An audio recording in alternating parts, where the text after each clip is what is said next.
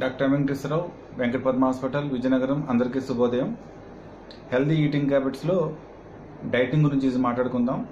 మనం పర్ఫెక్ట్గా డైటింగ్ చేయాలంటే కొన్ని డిసిప్లిన్స్ పాటించాలి. ఈరోజు వీడియోలో డిసిప్లిన్ 1 గురించి మాట్లాడుకుందాం. మనం లేచిన వెంటనే అసలు ఎలాంటి ఆహార పదార్థాలు తీసుకోవాలన్న దాని గురించి ఈరోజు ప్రత్యేకంగా మాట్లాడుకుందాం. లేచిన 10 నుంచి 15 నిమిషాల్లో మనం ఎప్పుడైతే మనం ఆహారాన్ని ఒక మంచి ఆహారంతో ప్రారంభిస్తామో ఆ రోజు మనం డైటింగ్లో ఒక గుడ్ డిసిప్లిన్ అని పాటించినట్టు అనమాట. మంచి ఆహారం అంటే చాలా మందికి ఏమనిపిస్తుంది అంటే లేచిన వెంటనే కాఫీ కానీ టీ కానీ తాగితే బాగుంటుందేమో అనుకుంటారు. మెజారిటీ ఆఫ్ ది పీపుల్ లేచిన వెంటనే చేసే పని కాఫీ కానీ టీ కానీ. ఎప్పుడైతే మనం ప్రజలందరూ కూడా కాఫీ కానీ టీ కానీ తీసుకుంటారో లేచిన వెంటనే ఆ కాఫీలో ఉన్న కెఫిన్ కంటెంట్ మన హార్ట్ రేట్ని, మన యొక్క రెస్పిరేటరీ రేట్ని, అంటే మన ఊపిరి ఎక్కువ తీసుకున్నట్టు చేస్తుంది, గుండెని ఎక్కువ కొట్టుకున్నట్టు చేస్తుంది, బ్లడ్ ప్రెషర్ని పెంచుతుంది. మనకు తెలియకుండా మన కాఫీ నుంచి మనకు కొంత స్ట్రెస్ మనం ఫీల్ అవుతాం.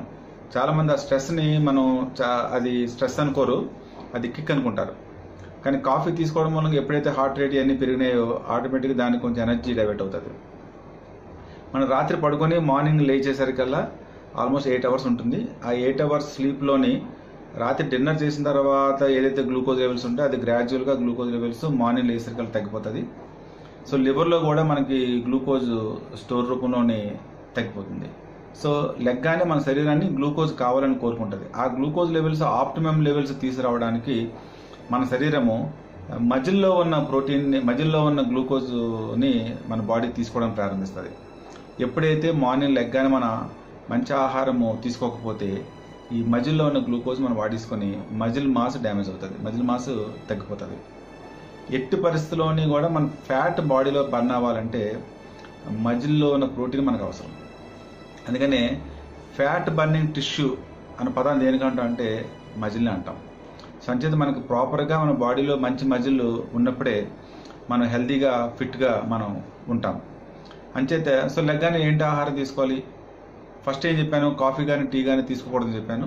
కాఫీలోని మనకి ఏదైతే కెఫిన్ ఉంటుందో అది ఆల్మోస్ట్ మనం రిక్వైర్మెంట్ కంటే ఎక్కువ తీసుకుంటాం. కొంతమందికి అభిప్రాయం ఉంటుంది కాఫీ కానీ టీ కానీ అది చాలా ఆరోగ్యానికి చాలా మంచిదని అభిప్రాయం చాలామంది ఉంటుంది. కాఫీలో టీలోని పోలిస్తే టీ రిలేటివ్గా కొంచెం మంచి,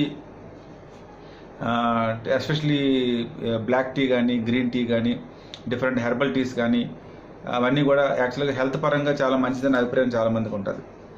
బట్ రియల్ ఫ్యాక్ట్ ఏంటంటే ఏదైతే మనం మార్నింగ్ తీసుకునే కాఫీ కానీ టీలోని with or without sugar, with or without milk, whatever flavour కానీ ఏ రూపంలో కానీ మనం తీసుకున్న కాఫీ టీలో నుంచి న్యూట్రిటివ్ వాల్యూ తక్కువ ఉంటుంది. సో మన బాడీ లెగ్గానే న్యూట్రిటివ్ కెలరీస్ చూస్తే తప్ప ఎంటీ కెలరీస్ కోసం చూడదు.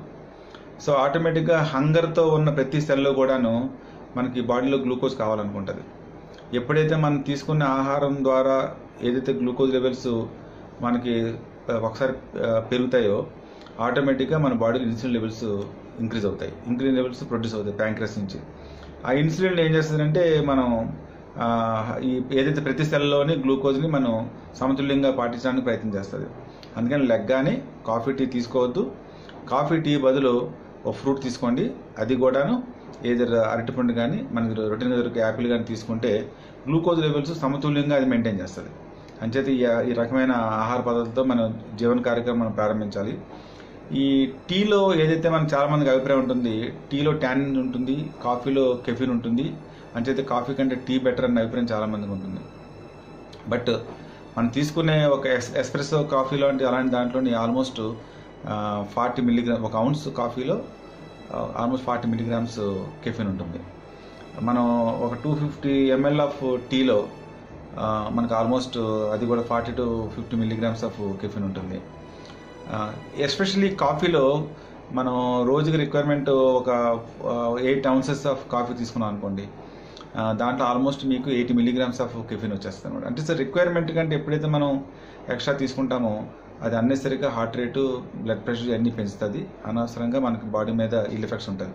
కానీ ఎవరైతే మానలేమనుకుంటారో వాళ్ళు మాత్రం కూడా మార్నింగ్ బ్రేక్ఫాస్ట్ తీసుకున్న తర్వాతే ఆహారాన్ని మనం తీసుకోవాలి. మీకు ముందు చెప్పాను లేచిన వెంటనే 10 to 15 minutes ఫ్రూట్ తీసుకోమన్నాను. ఎక్సర్సైజ్కి వెళ్ళే వాళ్ళు ఎక్సర్సైజ్కి వెళ్తారు, అట్నుంచి వచ్చిన వెంటనే విత్ ఇన్ 1 అవర్లో 100% మనం రొటీన్గా మన ఏదైతే సౌత్ ఇండియన్ కానీ నార్త్ ఇండియన్స్ ఎవరైతే ఉంటారో వాళ్ళ రొటీన్ డైటే తీసుకోవాలి. అంటే మనం ఇడ్లీ, ఉప్మా, నార్త్ ఇండియన్స్ అయితే మనం చపాతీ కానీ, పోహా కానీ, అలాంటి సబ్జీ కానీ ఏదైనా సరే మనం ఆహారాన్ని మనం తీసుకోవచ్చు. కానీ ఎలా తీసుకోవాలి, ఎంత తీసుకోవాలనేది నెక్స్ట్ వీడియోలో మాట్లాడతాను. ప్రస్తుతానికి మన ఆహారాన్ని సమతుల్యంగా పాటించడానికి ఫస్ట్ డిసిప్లైన్ మార్నింగ్ లేచిన వెంటనే ఫ్రూట్ తీసుకోండి. విత్ ఇన్ 1 అవర్లో నార్మల్ డైట్ తీసుకోండి.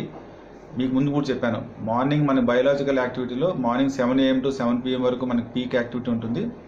ఇంకా peak activity morning 7 AM to 10 AM ఉంటుంది. సో 7 to 10 AMలో మనం తీసుకోవాల్సిన జాగ్రత్తల గురించి మీకు ఇప్పుడు ఈ వీడియోలో మాట్లాడాను.